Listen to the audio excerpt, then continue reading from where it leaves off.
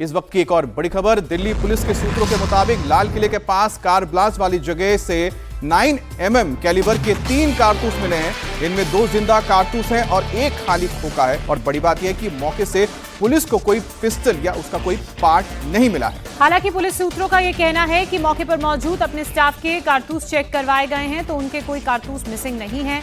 अब आपको यह भी जानना आपके लिए जरूरी होगा कि 9mm की पिस्टल आम लोग रखते नहीं हैं, ना ही उनको इस तरह की कोई इजाजत होती है। ये कारतूस आमतौर पर फोर्सेज या पुलिसकर्मियों के ही इस्तेमाल के लिए ही होती है। पुलिस अब ये पता लगाने की कोशिश कर रही है कि आखिरकार ब्लास्ट साइट के पास से ये कारतूस कैसे मिले, कहां कैसे पहुंचे और इसका I-20 कार में जो धमाका हुआ उससे क्या कनेक्शन है और क्या ब्लास्ट के बाद I-20 कार से ये कारतूस गिरे। कुमार सोनू लगातार हमारे साथ बने हुए हैं। कुमार सोनू, देखिए बहुत सारे सवाल हैं, उनके जवाब तभी मिलेंगे जब जांच आगे बढ़ेगी। अब सबसे बड़ा सवाल उन कारतूसों को लेकर हो रहा है जिसकी बरामदगी ब्लास्ट साइट से हुई है। ये कोई नॉर्मल कारतूस नहीं है। ऐसे कारतूस जो फोर्सेज या पुलिस के जवान रखते हैं वो ब्लास्ट साइट पर मिलना सवाल खड़े करता है।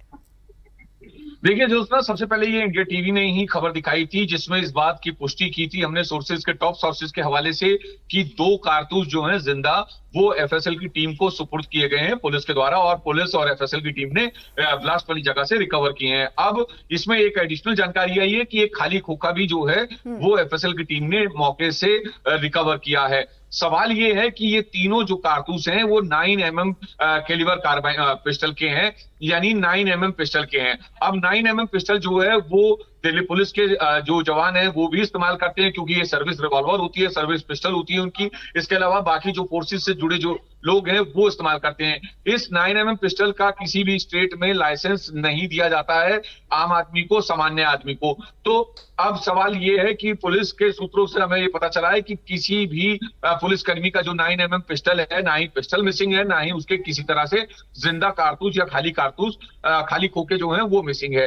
तो मौके पर कहां से आया, जांच एजेंसी इस बात की तस्दीक करने में लगी हुई है अब कि क्या ये ब्लास्ट के दौरान जो है, जब ब्लास्ट हुआ उमर की गाड़ी में, तो उसकी गाड़ी में किसी तरह का हथियार भी था, क्योंकि क्या ये जो कारतूस हैं क्या ये I-20 कार से ब्लास्ट के बाद बाहर गिरे। इन तमाम एंगल्स को लेकर अब इन्वेस्टिगेशन की जा रही है। फिलहाल जो एफएसएल की रिपोर्ट है वो अभी तक नहीं मिली है दिल्ली पुलिस को, ना ही एनआईए को। माना जा रहा है जैसा कि आप जानकारी दे रहे हैं कि इसमें एक खाली खोखा भी मिला है, तो बात जाहिर सी बात है कि उसके आगे जो उसका प्रोजेक्टाइल था वो आखिरकार कहां गया, क्या फायर हुआ था?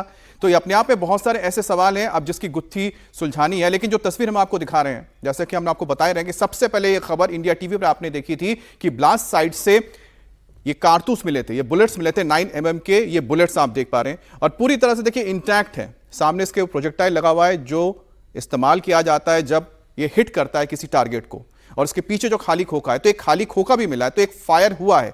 वो फायर कैसे हुआ है, किस वजह से हुआ है, खाली खोखा कहां से आया है, इसकी भी अब जांच की जाएगी। लेकिन ब्लास्ट साइट पर जो आपको ये तस्वीर दिख रही है, ये बुलेट आपको जो दिख रहा है, ये अपने आप में कई सारे सवाल खड़े करता है कि आखिरकार 9mm का ये बुलेट आखिरकार कहां से आया। क्या जिस गाड़ी में धमाका हुआ था उस गाड़ी में हथियार छुपा के रखा गया था जिसकी वजह से धमाके के बाद ये गिर गए, आसपास बिखर गए?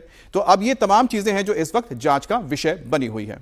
चलिए इसी बीच एक और अपडेट आपको दे देते हैं। एक तरफ जहां दिल्ली ब्लास्ट को लेकर नए नए खुलासे हो रहे हैं, नई नई जानकारियां सामने आ रही हैं, तो वहीं दूसरी तरफ नौगाम के थाने में हुए धमाके के बाद वहां पर सिक्योरिटी हाई कर दी गई है, अलर्ट मोड पर है। और उसी की तस्वीरें इस वक्त आप देख रहे हैं। नौगाम का ये रिहायशी इलाका है जिसके बीचों बीच सड़क के पीछे की तरफ थाना था जहां पर ब्लास्ट हुआ था परसों रात 11:20 पर। दरअसल जो विस्फोटकों की बरामदगी फरीदाबाद में हुई थी उसकी सैंपलिंग का काम चल रहा था। जो एक स्टैंडर्ड ऑपरेटिंग प्रोसीजर है उसके तहत छोटे छोटे पैकेट्स बनाए जाते हैं जो फॉरेंसिक लैब को जांच के लिए भेजे जाते हैं। उसी दौरान ये धमाका हुआ और ये बात स्पष्ट रूप से बताई गई कि ये एक्सीडेंटल ब्लास्ट है। उसके बाद से इस पूरे इलाके की सिक्योरिटी हाई कर दी गई है।